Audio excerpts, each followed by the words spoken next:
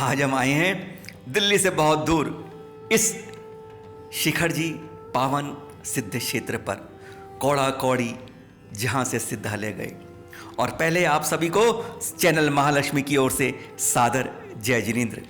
बताने आए हैं आज आपको, साल में केवल एक ही बार आता है ऐसा डबल पावन दिन, क्योंकि 6 ऋतु, 12 माह, 52 हफ्ते, 365 दिनों में केवल एक बार ही आता है ऐसा दिन।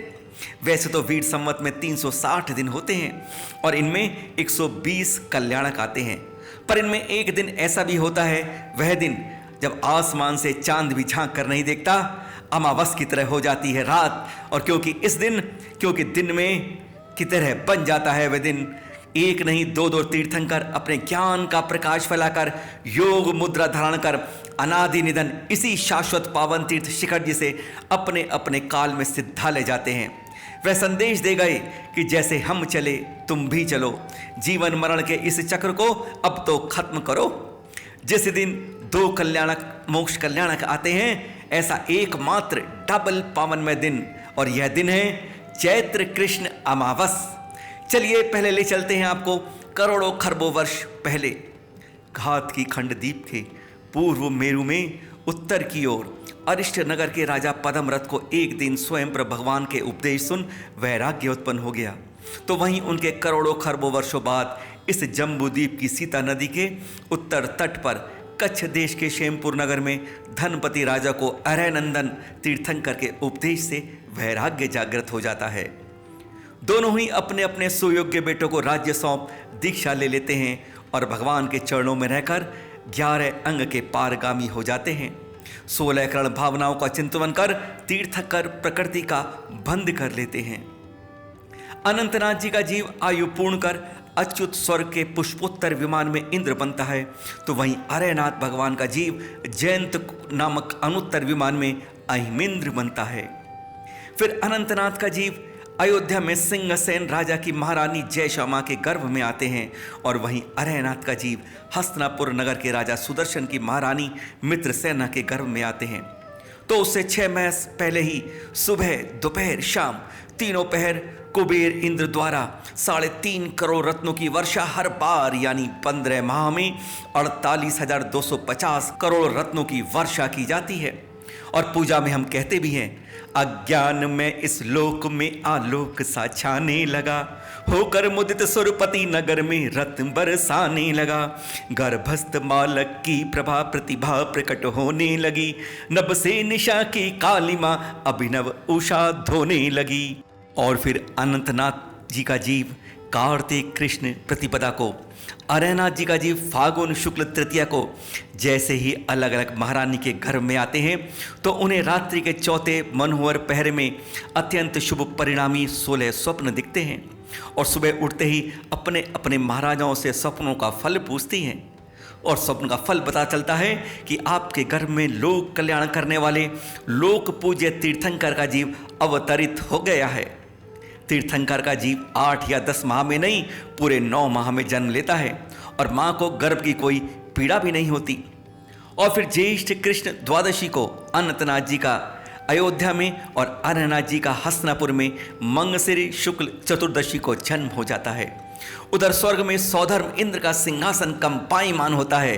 अवधि ज्ञान से वह समझ जाता है कि तीर्थंकर जीव का जन्म हो गया है धरा पर।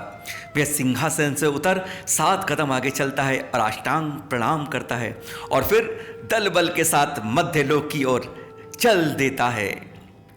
तीर्थंकर जीव के साथ लेटी माँ निद्रा में होती है कि इतने में शची इंद्राणी आती है, और वैसे ही एक दूसरे बालक को वेक्रिया से वहाँ लेटाकर उस तीर्थंकर बालक को गोद में उठा लेती है, निहारती है उसकी उस मनोहर मुद्रा को। लालाई 100 इधर्म इंद्र भी शची से बालक को ले लेता है। पूरे शरीर पर सहस्त्र यानी 1000 नेत्र बनाकर उस भव्य रूप को निहारता है, पर अपने को तृप्त नहीं कर पाता, और फिर वैक्रिया से ऐरावत हाथी पर बैठाकर चल पड़ता है मेरु पर्वत की ओर, तीर्थंकर जीव को क्षीर समुद्र के पावल जल से नहवन के लिए। और हम पूजन में बोलते भी हैं, प्राची दिशा के अंग में नूतन दिवाकर आ गया, बवि जन जलज विकसित हुए, जग में उजाला छा गया। भगवान के अभिषेक को जल क्षीर सागर ने दिया, इंद्रादि ने है मेरु पर अभिषेक जिनवर का किया। यहाँ आपको यह भी बता दें कि तीर्थंकर जीव के जन्म से ही उस नगर में निर्धनता का अभाव हो जाता है। माता रजस्वला नहीं होती है। महान पुण्य के कारण अन्य तीर्थंकरों की तरह दोनों ही क्षत्रिय कुल में राजा के घर जन्म लेते हैं। सौधर्म इंद्र को हर कल्याणक बनाने के लिए वैक्रियक शरीर धारण कर अवतरित होता है। क्षीर सागर का वह जल दूध के समान सफेद और त्रस्त जीवों से रहित होता है।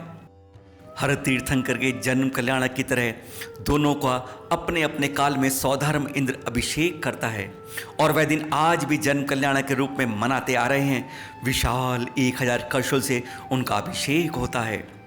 बालक के पैर के बाएं अंगूठे पर बना चिन्ह देखकर सौधर्म इंद्र उन तीर्थंकर की पहचान करता है और आज भी उनकी मूर्तियों की उसी चिन्ह से पहचान होती है। तीर्थंकर अनंतनाथ जी की सेही से और अरयनाथ जी की मछली से। दोनों ही अपने दाएं हाथ के अंगूठे को चूसते हैं। इंद्र के द्वारा उसमें अमृत का निक्षेप होता है। वह कभी स्तनपान नहीं करते। उनके वस्त्र, आसन, भोजन आदि सब स्वर्ग से ही आता है दीक्षा लेने तक, यानी तब तक वे किसी मनुष्य द्वारा बनाएगा भोजन ग्रहण नहीं करते और वस्त्र तो कभी इस मध्य लोक के पहनते ही नहीं। कहते भी हैं, भाई अष्टम वर्ष कुमार धरे अणुव्रत महामुखकार, यानी दोनों ही 8 वर्ष की आयु में अणुव्रती होते हैं और हम 8 तो क्या 60 में भी कभी नहीं। अनंतनाथ जी की आयु 30 लाख वर्ष, कद 75 मीटर और अरयनाथ जी की आयु 84,000 वर्ष तथा कद 45 मीटर का था। रंग तपे सोने के समान था। दोनों की 1/4 आयु यानी कुमार काल यानी क्रमशः 7.5 लाख वर्ष और 21,000 वर्ष तथा इससे दोगुना समय राजपाठ करते निकल जाता है। दोनों ने अपने राज्यकाल में एक बार महल की छत से आकाश की ओर देखा। अनंतनाथ जी ने उल्कापात में बिजली गिरती देखी तो अरयनाथ जी ने भाग रहे बादलों को एकदम गायब होते देखा। ऐसी नश्वरता देख संसार से विरक्ति हो गई। निरख अति संसार को ग्रह कुटुंब सब त्याग, वन में जा दीक्षा धरी तारण किया वैराग। अनंत जी ने ज्येष्ठ कृष्ण द्वादशी को और अरयनाथ जी ने मार्गशीर्ष शुक्ल दशमी को यानी अपने अपने जन्म की तारीख पर ही सहतुक वन जाकर ओम नमो सिद्धेभ्य कहते दीक्षा ली और पंचमुष्टि से केशलोच किया। इनका कोई गुरु नहीं होता। दोनों ही अपने कद से 12 गुना ऊंचे वृक्ष यानी अनंतनाथ जी पीपल के और अरयनाथ जी आम वृक्ष के नीचे कायोसर मुद्रा में ध्यान लीन हो गए। महामुनिराज रूप में अनंतनाथ जी ने तीसरे दिन साकेतपुर के राजा विशाख से और अरयनाथ जी ने चक्रपुर के राजा अपराजित से खीर के रूप में पहला आहार प्राप्त किया। अनंतनाथ भगवान ने जहाँ 2 वर्ष तो अरयनाथ भगवान ने 16 वर्ष तप किया और फिर केवल ज्ञान प्राप्त हुआ। तुरंत उनका शरीर 7500 मीटर ऊपर उठ गया यानी सबसे ऊंची चोटी माउंट एवरेस्ट से थोड़ा नीचे। इस प्रकार अनंतनाथ जी महामुनिराज को चैत्र कृष्ण अमावस तथा अरयनाथ जी को कार्तिक शुक्ल द्वादशी को केवल ज्ञान प्राप्त हुआ। सौधर्म की आज्ञा से कुबेर समोषण की रचना करता है और एक रूप यहां आप देख भी रहे हैं। अनंतनाथ जी का समोषण विस्तार 30,000 किलोमीटर और अरयनाथ जी का समोषण विस्तार 21,000 किलोमीटर का था। अभिषेक पाठ में हम पढ़ते भी हैं हम सब, अति भक्ति बीनो नम्र चित है समवसरण रचियो सही, ताकि अनुपम शुभ गति को कहन समर्थ कोई नहीं। प्राकार तोरण सभा मंडप कनक मणि में छाजही, नग गणित गंध कुटी मनोहर मध्य भाग विराजही। सिंहासनता मध्य बनो अद्भुत दिपे, ता पर वारी रजो प्रभा दिन करे छिपे। 3 छत्र सिर 24 64 चमर जी, महाभक्तियुत ढोरत है तात अमर जी। प्रभु तरन तारनी कमल ऊपर अंतरिक्ष विराजिया, यह वीत राग दशा प्रतच विलोकी भवि जन सुख लिया। मुनि आदि द्वादश सभा के भवि जीव मस्तक नायके, बहु भांति बारंबार पूजे नमे गुण गण शरण गाय के। इस समूह शरण में पहुंचने के लिए 1.25 फुट ऊंची 20,000 सीढ़ियां होती हैं और अंतर मुहूर्त में ही बच्चे, बूढ़े, नर, मनुष्य, तिर्यंच सभी सीढ़ियां चढ़कर अपने अपने स्थान पर बैठ जाते हैं। यानी 48 मिनट से भी कम समय लगता है 20,000 सीढ़ियां चढ़ने में। ओंकार रूपी दिव्य ध्वनि सर्वांग से गिरती है, जो देवताओं द्वारा 18 प्रमुख और 700 लघु भाषाओं में ट्रांसलेट कर सभी को अपनी अपनी भाषा में समझ आती है। हाँ, ध्यान रहे, इनके पास आज के मुनिराजों की तरह पिछी कमंडल नहीं होता। और फिर आयु के अंत में सम्मेश शिखर जी पहुंच जाते हैं और कायो सरमुर्गा में योग धारण कर लेते हैं। फिर चैत्र कृष्ण अमावस को अनंतनाथ जी 7,000 तथा अरयनाथ जी 1,000 मुनियों के साथ अपने अपने काल में मोक्ष चले जाते हैं। उनका शरीर धूम की तरह वाष्पित हो जाता है, केवल नख और केश बचते हैं, जो सौधर्म इंद्र अग्निदेव को समर्पित कर देता है। अनंतनाथ जी की इस जो आप देख रहे हैं स्वयं प्रभकूट से 1 कोड़ा कोड़ी 7,70,00,700 मुनि मोक्ष गए। यहाँ की भावपूर्ण वंदना से 1 करोड़ उपवास का फल मिलता है। अरयनाथ जी की ये जो कूट जो देख रहे हैं आप, इससे 99,99,99,999 यानी 1 अरब मुनि मोक्ष पधारे। और इस कूट की निर्मल भावों से वंदना करने से 96 करोड़ उपवास का फल मिलता है।